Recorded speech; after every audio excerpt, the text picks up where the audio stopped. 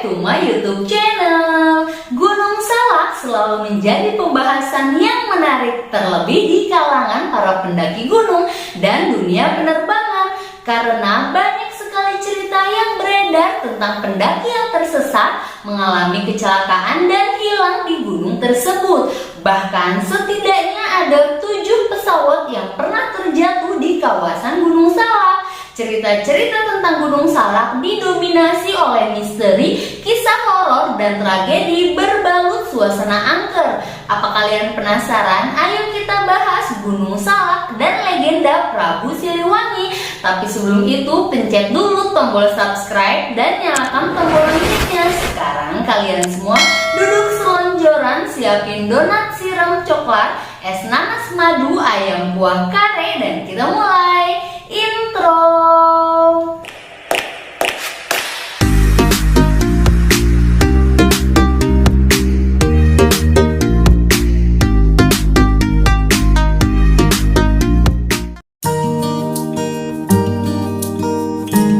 Gunung Salak dahulu kala disebut Gunung Sabto Argo. Gunung Salak merupakan kompleks gunung berapi yang terletak di Pulau Jawa. Kawasan rangkaian gunung ini termasuk ke dalam wilayah Kabupaten Sukabumi dan Kabupaten Bogor, Jawa Barat. Pengelolaan kawasan hutannya semula berada di bawah Perum Perhutani Kesatuan Pemangkuan Hutan atau KPH Bogor, tetapi sejak tahun 2003 menjadi wilayah perluasan Taman Nasional Gunung Halimun dan dikelola sebagai Taman Nasional Gunung Halimun Salak. Gunung Salak merupakan gunung api strato tipe A yang semenjak tahun 1600-an tercatat terjadi beberapa kali letusan, diantaranya rangkaian letusan antara tahun 1668 sampai 1699. Kemudian pada tahun 1780, 1902 sampai 1903 dan 1935.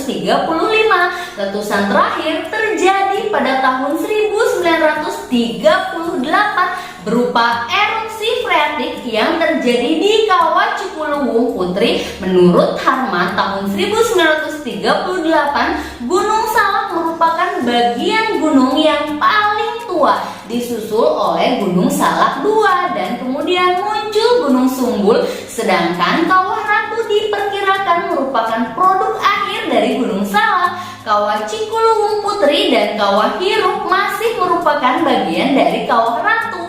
Secara morfologi, Gunung Salak memiliki banyak jurang curam dan dalam karena seluruh tubuh gunung sampai puncak tertutup hutan lebat.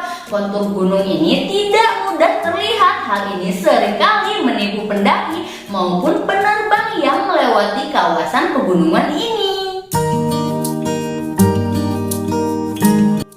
Gunung Salak dapat didaki dari beberapa jalur pendakian. Puncak yang paling sering didaki adalah Puncak 2 dan Puncak 1. Jalur yang paling ramai adalah melalui Curug Nangka di sebelah utara gunung.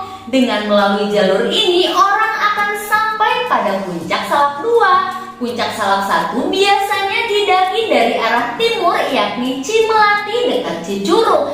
Salak 1 bisa juga dicapai dari Salak 2, namun dengan banyak kesulitan dari Sukamantri Ciapus. Jalur lain adalah jalur belakang lewat Cidahu Sukabumi atau dari Kawah Ratu dekat Gunung Bundar.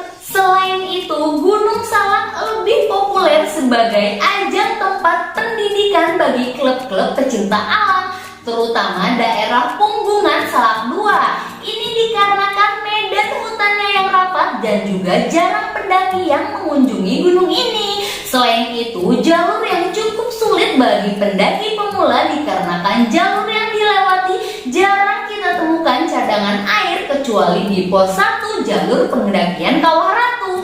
Beruntungnya di puncak gunung ditemukan kubangan mata air. Gunung Salak meskipun tergolong sebagai gunung yang rendah, akan tetapi memiliki keunikan tersendiri baik karakteristik hutannya maupun medannya. Kawasan pegunungan ini termasuk kawasan yang harus dihindari oleh para penerbang baik pesawat kecil maupun pesawat besar. Kondisi geologi dan topografi yang penuh lembah tertutup vegetasi disertai dengan cuaca terutama turunnya kabut yang sangat cepat berubah sangat membahayakan penerbangan.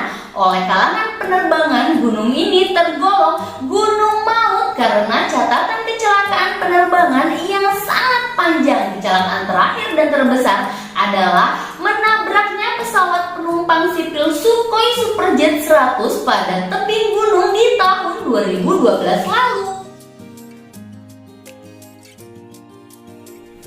Asal-muasal penamaan Gunung Salak masih simpang siur hingga saat ini. Salah satu versi menyebut Gunung Salak tidak memiliki hubungan dengan buah salak. Gunung Salak dalam versi ini diambil dari bahasa Sanskerta Salaka yang berarti perak, maka Gunung Salak bermakna gunung perak. Sedangkan versi lain menyebut di lereng gunung tersebut pernah berdiri sebuah kerajaan bernama Salaka Negara pada abad ke-4 dan ke-5 Masehi. Nama Gunung Salak pun diduga berasal dari kata depan kerajaan tersebut. Menurut sumber sejarah, kerajaan Salaka Negara dipimpin oleh seorang raja dengan gelar Raja Dua Warman I sampai Raja Dua Warman VIII. Terungkapnya kerajaan Salaka Negara bermula dari penemuan tulisan Raja Cirebon yang berkuasa di tahun 1617 Wangsakerta yang ditemukan pada abad ke-19 Masehi. Dari sinilah kemudian diketahui jika kerajaan Hindu pertama di Pasundan bukanlah Tarumanegara tapi Salaka Negara. Namun versi ini pun belum bisa dibuktikan kebenarannya. Ada juga versi yang beredar di warga lereng gunung adalah adanya buah salak raksasa. Konon penamaan Gunung Salak berasal dari penemuan buah salak besar.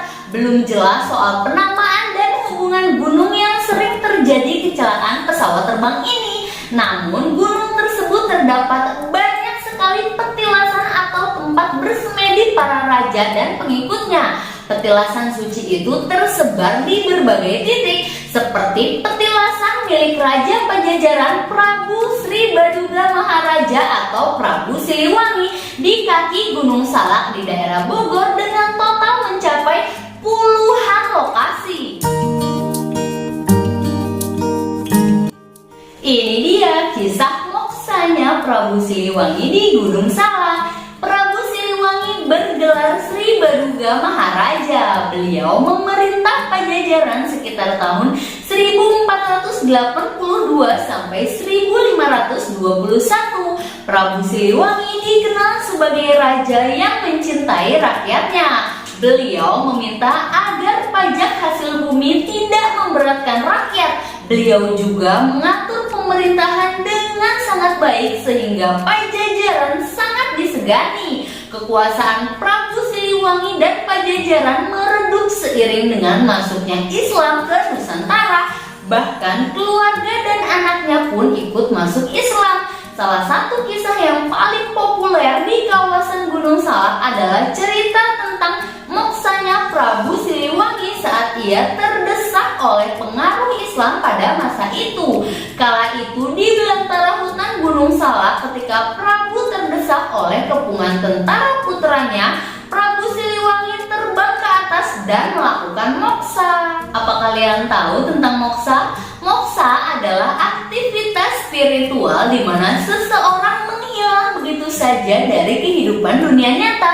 Belum diketahui apakah benar-benar menghilang dari alam dunia atau hanya berpindah tempat saja. Lokasi moksanya Prabu Siliwangi berada tidak jauh dari kawasan Kawah Ratu.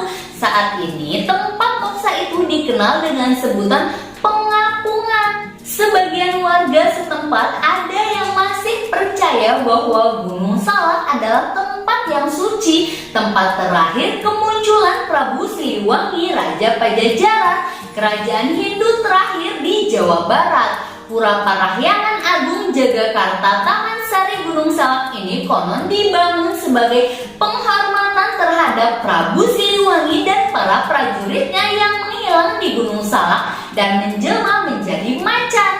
masyarakat sekitar juga sering menemukan hal-hal gaib di kawasan Gunung Salak ini yang berhubungan dengan Prabu Siliwangi. Sebelum membangun pura ini pada tahun 1995, umat Hindu terlebih dahulu membangun candi dengan patung macan berwarna putih dan hitam. Di lokasi inilah diyakini Prabu Siliwangi menghilang dan berubah wujud menjadi macan. Lokasi itu telah dibangun pura. Konon pada tahun 1981 silam tempat tersebut dikenal sebagai Batu Menyan.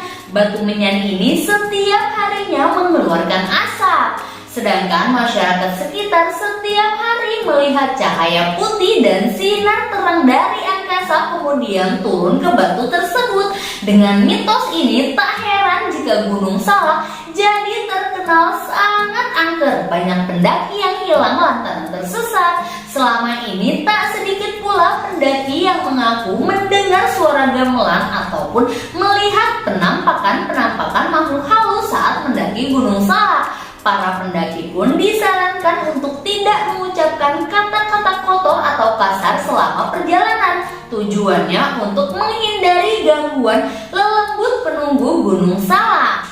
Baiklah, itulah tadi Gunung Salak dan legenda Prabu Siliwangi. Tahukah kalian di Gunung Salak bahkan ada mitos tentang harta karun VOC?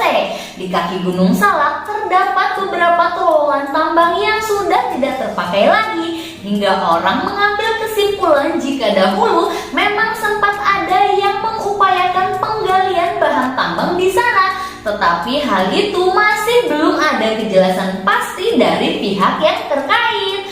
Selesai, jangan lupa subscribe dan nyalakan tombol loncengnya supaya kalian gak ketinggalan video-video seru lainnya.